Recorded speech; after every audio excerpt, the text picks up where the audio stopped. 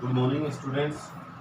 7th class में आज हम प्रश्नावली 2.3 पढ़ रहे हैं। 2.3 में कल हमने पहला और दूसरा सवाल देख लिया था, भिन्न संख्याओं का गुणनफल।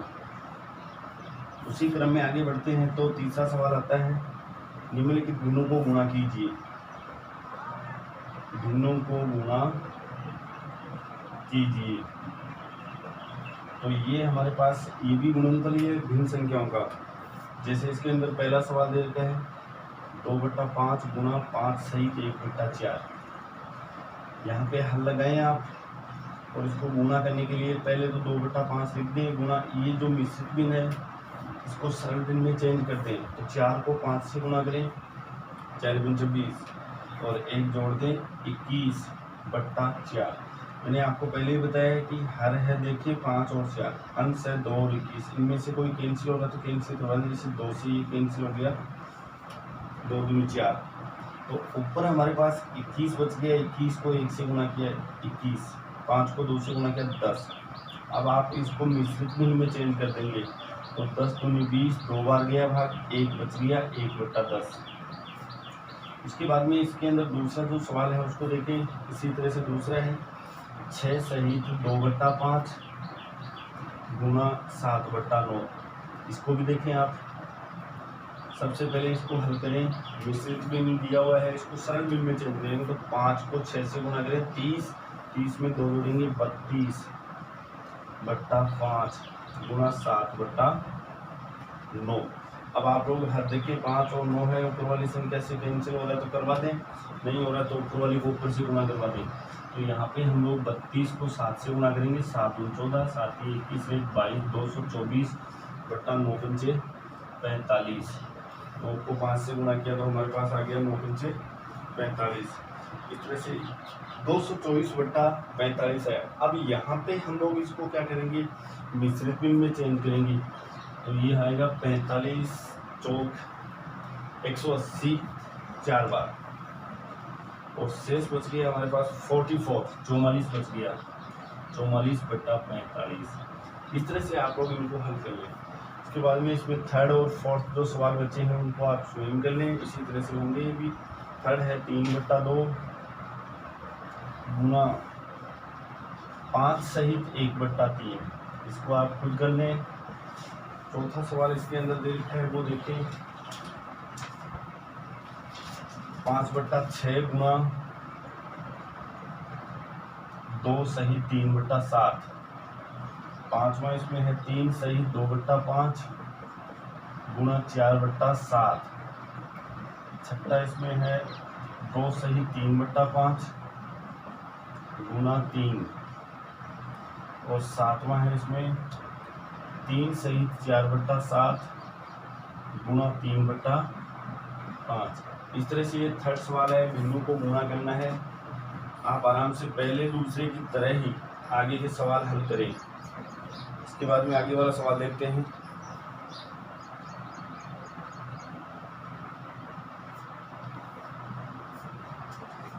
आगे वाला सवाल बहुत ही अच्छा सवाल दिया हुआ है। तो भिन्न संख्याओं में आपको तुलना करनी पड़ेगी। तुलना का मतलब होता है कौन सी संख्या बड़ी है, कौन सी संख्या छोटी है। तो आइए हम सवाल नंबर 4 को यहाँ पे उतारते हैं।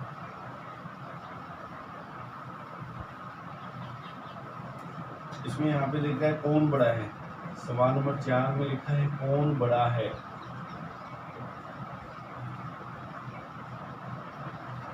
इसमें 2 सवाल दिए हुए हैं, आपको एक मैं बता देता हूँ। जैसे पहला यहाँ पे 3/4 का 2/7 अथवा 5/8 का 3/5। उसके बाद में इसमें दूसरा सवाल जो देखा है वो देखें 6/7 का 1/2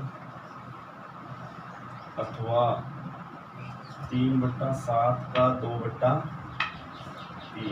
अब आपको ये 2 सवाल दिए हुए हैं, इनमें से आप पता ये लगाना है कि ये बड़ा है या ये, यानी कि 3/4 का 2/7 बड़ा है या फिर 5/8 का 3/5। तो इसको हल करने के लिए हम दूसरा सवाल देखो यहाँ पे हल कर रहे हैं, हल सेकंड।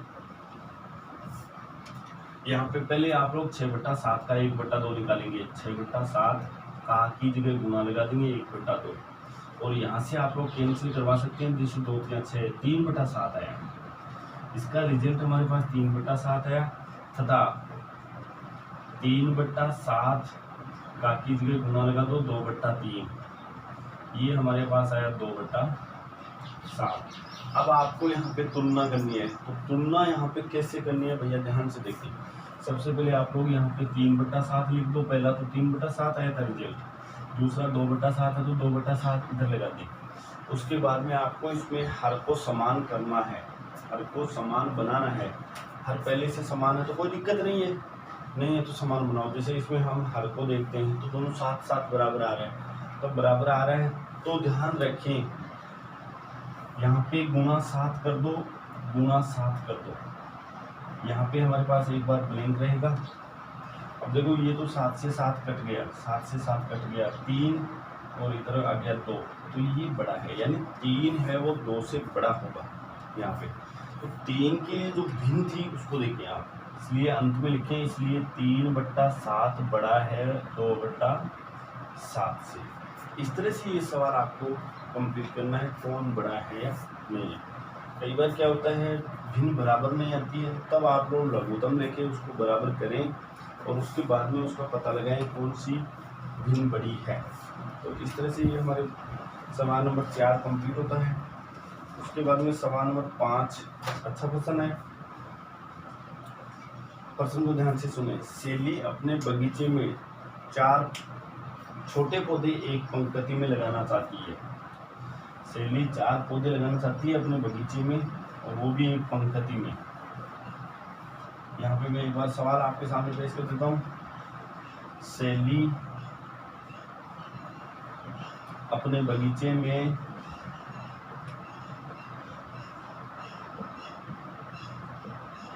बगीचे में 4 छोटे पौधे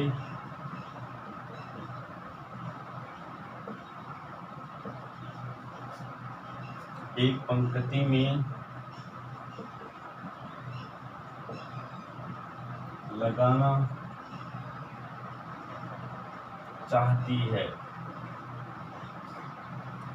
2 क्रमागत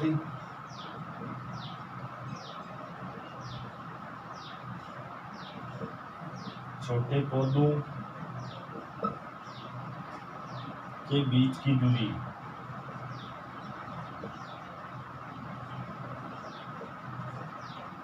3/4 मीटर है।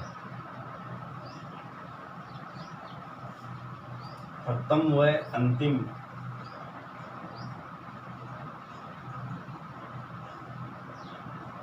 अंतिम पौधे के बीच की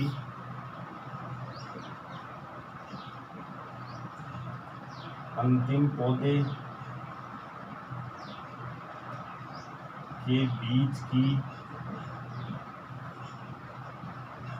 दूरी ज्ञात कीजिए। प्रश्न को एक बार आराम से पढ़ें, उसके बाद में हम लोगों को इसका जवाब देना है।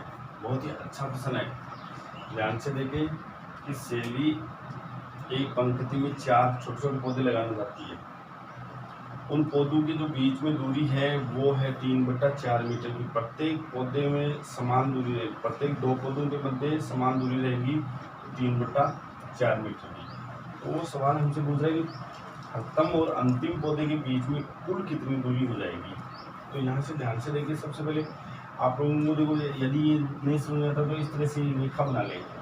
यहाँ पे प्रथम पौधा होगा, यहाँ पे दूसरा पौधा होगा, यहाँ पे तीसरा होगा, यहाँ पे 14। इनके बीच में ये जो दूरी है ना, पहले और दूसरे के बीच में, ये 3/4 मीटर है। ये भी 3/4 मीटर है, ये भी 3/4। आप लोग अच्छी तरह से देखोगे तो ये 3/4 यहाँ देखो 3 ही बार आएगा हमारे पास। कुछ बच्चे इसको 4 से गुना कर देते हैं, दिमाग नहीं लगाते। तो यहाँ पहला पौधा था और दूसरा पौधा है, इसके बीच में दूरी 3/4 मीटर है। तो दूसरे और तीसरे के बीच में भी यही है, तो यहाँ पे 3 बार दूरी आ चुकी है। तो पहले और अंतिम पौधे के बीच में केवल 3 बार दूरी आ रही है, ये 3/4 मीटर की। तो आप 3 से मल्टीप्लाई कर दो। तो सबसे पहले आप लिखोगे प्रथम व दूसरे, या फिर डायरेक्ट ऐसे लिख दो, दो पौधों के मध्य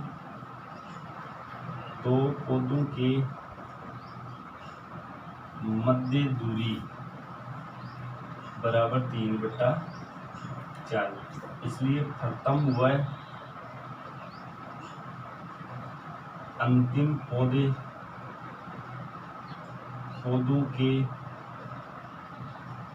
मध्य दूरी। देखो भैया इसको कैसे करें आप, सबसे पहले टोटल पौधे यहाँ पे 4 थे, तो 4 -1 कर दो, -1, इसलिए ये एक दूरी हमारे पास माइनस हो जाएगी क्योंकि दूरी हमारे पास 3 ही आएगी। 4 माइनस, अगर मान लो पौधे 5 होते तो 5 -1 करो, फिर 6 पौधे होते तो 6 -1 कर दो, तो गुणा इनके बीच की दूरी कितनी है, 3/4, तो ये 3 गुणा 3/4 हो जाएगा। इस तरह से करें इसको, तो ये हमारे पास हो जाएगा 3 3 9 और 1 10/4 हो जाएगा, ये सॉरी 3 3 9/4 और 4 दूनी 8, 2 सही 1/4 मीटर की दूरी होगी, 2 सही 1/4 मीटर, 2.25 मीटर की। अच्छा क्वेश्चन है। अगर 5 पौधे होते हैं तो आप 5 -1 करो पहले, तो उनके बीच में दूरी कितनी है उससे गुणा करवा दो, इसको उतार लें आप लोग। उसके बाद में अगला सवाल देखते हैं। ये 5वां सवाल था।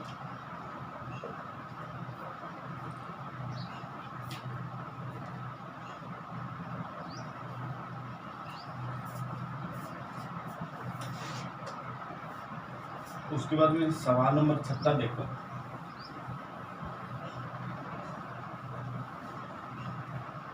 छठा सवाल है, लिपिका एक पुस्तक को प्रतिदिन 1 से 3/4 घंटे पढ़ती है, वह संपूर्ण पुस्तक को 6 दिन में पढ़ती है, उस पुस्तक को पढ़ने में उसे कुल कितने घंटे लगेंगे। तो ये बहुत ही आसान सा है, ये आप लोग स्वयं करेंगे। छठा सवाल खुद कर लें। इसमें कह रहा है कि लिपिका एक पुस्तक को प्रतिदिन यानी एक दिन में वो 1 से 3/4 घंटे पढ़ती है। लिपिका एक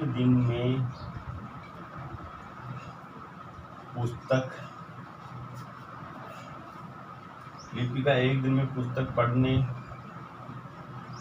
में समय लेती है बराबर 1 सही 3/4 घंटे, इसलिए 6 दिनों में कुल समय लेगी। आपको 6 गुणा 1 सही 3/4 कर देना है, और इसको आप लोग स्वयं करेंगे भैया, इसका रिजल्ट खुद निकालेंगे, इसको गुणा करके, और आगे आप सवाल नंबर 7 आ रहा है हमारे पास। एक कार 1 लीटर पेट्रोल में 16 किलोमीटर दौड़ती है। ये भी ऐसा ही है, जो छठा सवाल है वैसा ही 7वां सवाल है।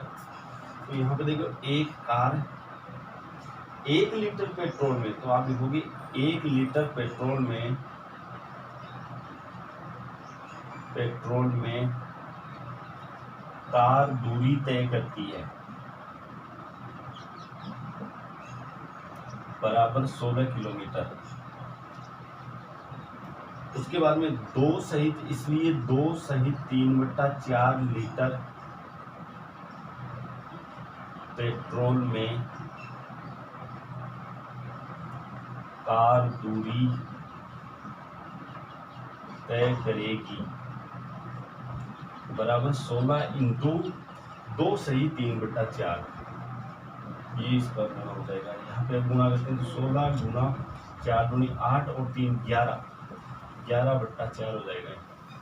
और 4 से ये देखो कैंसिल हो रहे हैं, यहाँ पे 4 से 4 कैंसिल हुआ, तो यहाँ पे 44 किलोमीटर, यानी कि वो 2 सही 3/4 लीटर पेट्रोल में कार है वो 44 किलोमीटर की दूरी तय करेगी। इस तरह से ये हमारा छठा और 7वां दोनों सेम सवाल है। छठा मैंने थोड़ा सा समझा दिया, इसको गुना आपको स्वयं को करना है, 7वां मैंने कंप्लीट करवा दिया।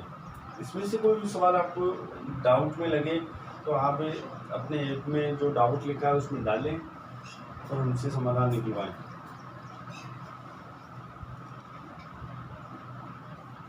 इस तरह से ये हमारे पास है यहाँ पे प्रश्नावली 2.3 यहाँ पे कंप्लीट हो जाती है।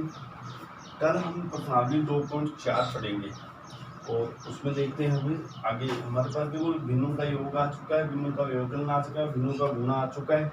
अब आगे हमारे पास भिन्नों का भाग आएगा तो वो हम कल पढ़ेंगे। Thank you.